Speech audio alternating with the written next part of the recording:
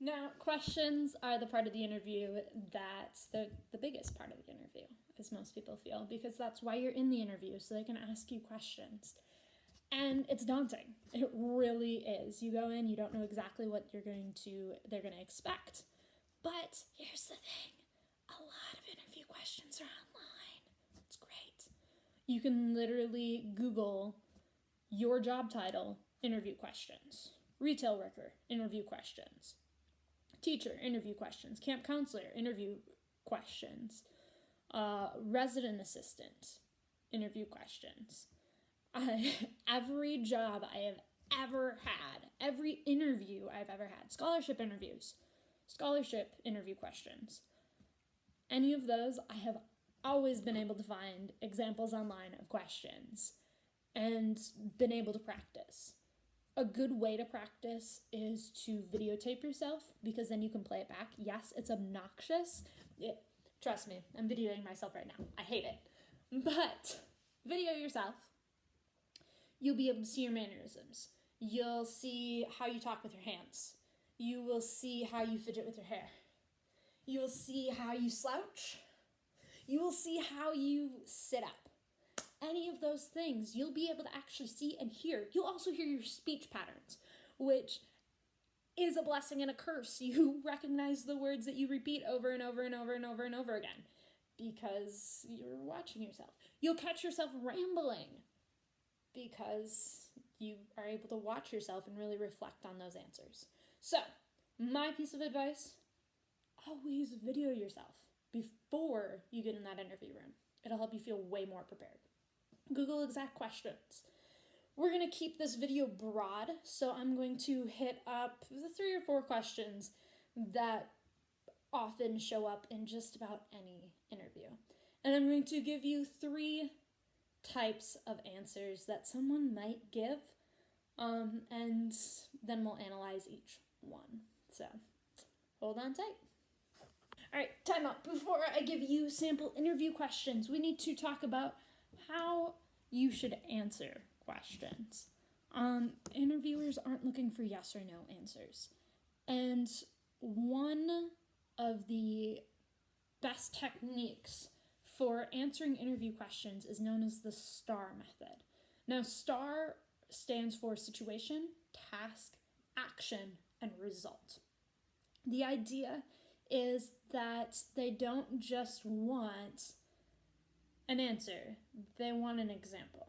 So instead of saying my biggest strength is my time management skills, give them an example of a time that you used those time management skills. So let's break that down. So first of all, situation. This is the setup. Now your answer shouldn't be 15 minutes long. This one's going to be a little longer because I have to break it down. But they should be able to give a specific story behind it. So the setup. If the question was, what is your biggest strength? Situation would be, first, I would say, I believe that my biggest strength are my time management skills. Now I'm going to give an example. And to set up that example, I'll just say, for example. For example, one time when I was a junior in high school, side note, I would no longer use examples from when I was a junior in high school because that was 5 years ago now. But, is your age, you might say that. For example, last spring. But I'm going to give a high school example so it's realistic to you guys. For example, when I was a junior in high school, I was part of the spring musical.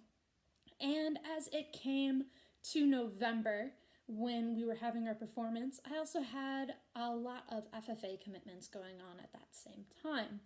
We had our parliamentary procedure contest, I had an extemporaneous speaking contest, and I was also judging dairy cattle at that point. So I had 3 big contests coming up in addition to a large performance.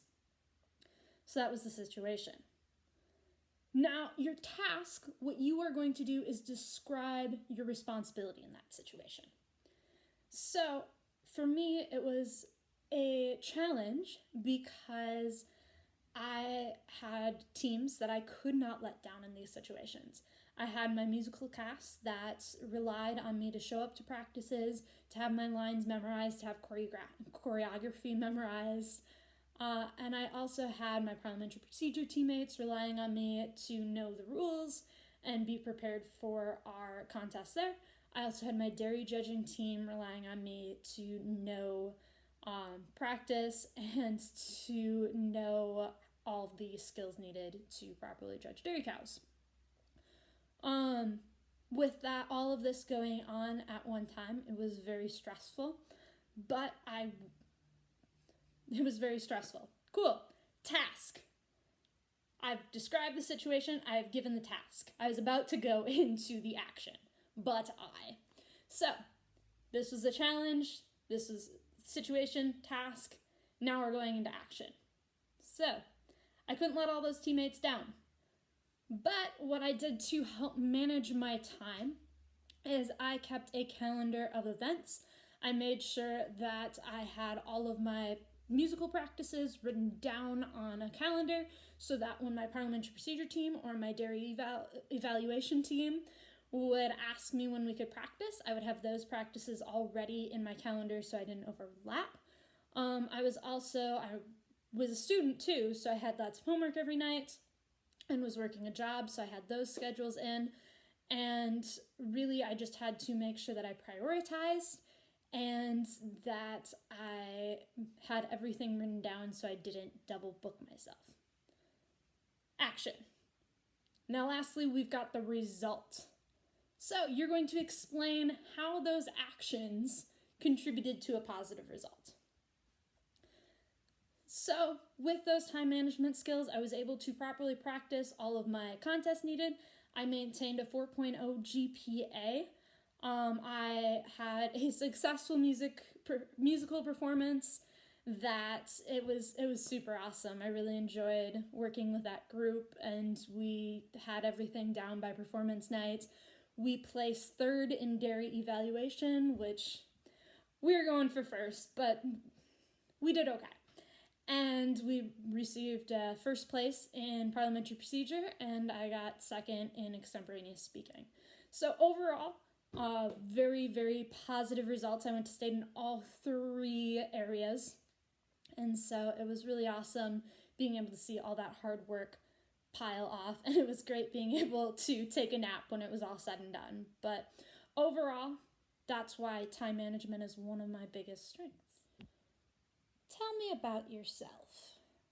Tell me about yourself is a frequent question that is asked at the very beginning of an interview. You're not necessarily going to use the STAR method for this. Just talk a little bit about yourself. That's all. Honestly, it's my least favorite question. Well, I enjoy long walks on the beach. I have a puppy. Her name is Carly. I'm a senior in high school. I have 2 brothers, one older, one younger. And I really, really like the Harry Potter series. They're my favorite books. I'm a senior at Deer River High School. I'm a part of several student organizations, including FFA and Student Council. I'm also a part of the One Act Play. I really just like being involved in school and in our community. Now, breakdown of those 2 answers.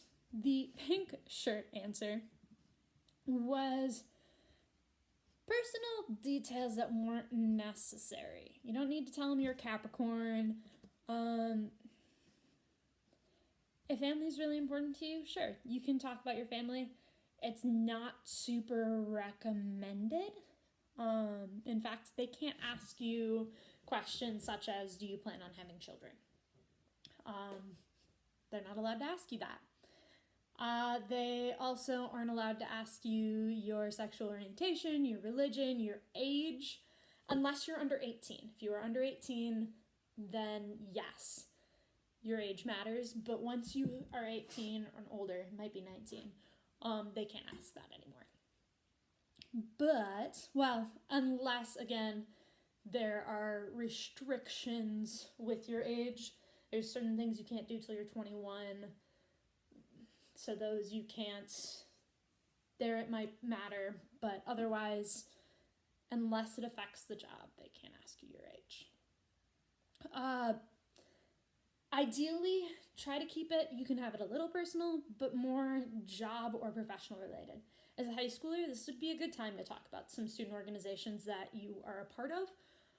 It's also a good chance to foreshadow some of the things that you might mention. For example, I used that I was in student government.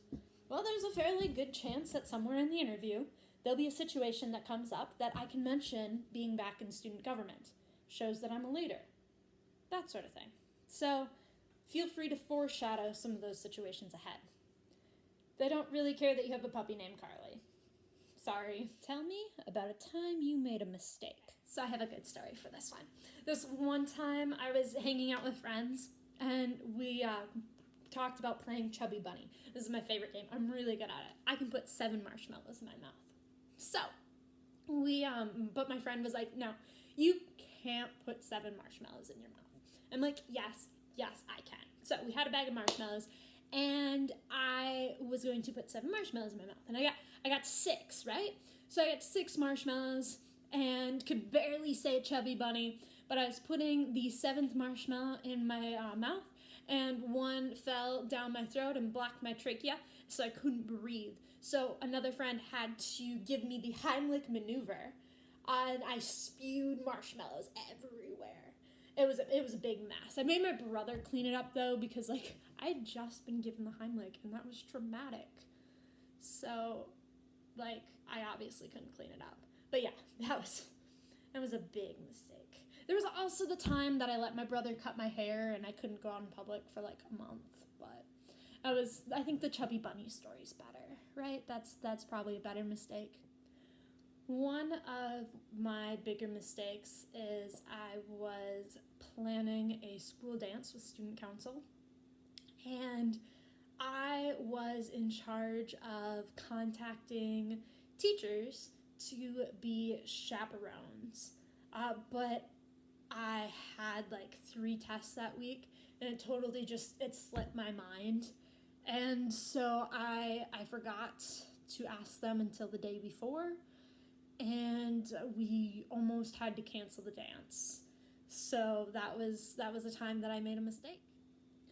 One time I completely forgot that I had a test the next day, and I went to a movie with a friend, and we didn't get back till 11 o'clock at night, at which point I remembered that I had the test, so I stayed up until 3 a.m. studying, and then I slept through my alarm the next morning and was at school late, and because I was really tired, got a C on the test, which really stunk. It brought down my grade in that class quite a bit, so I had to work really hard the rest of the semester to get it back up.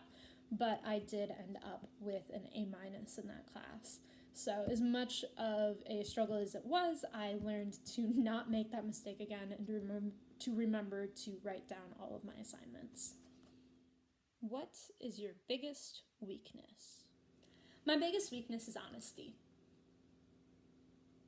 My biggest weakness is probably organization. I just really struggle keeping everything organized at one time, and a lot of times my desk gets really messy and my room is a mess. I'm not an organized person. One of my biggest weaknesses is organization.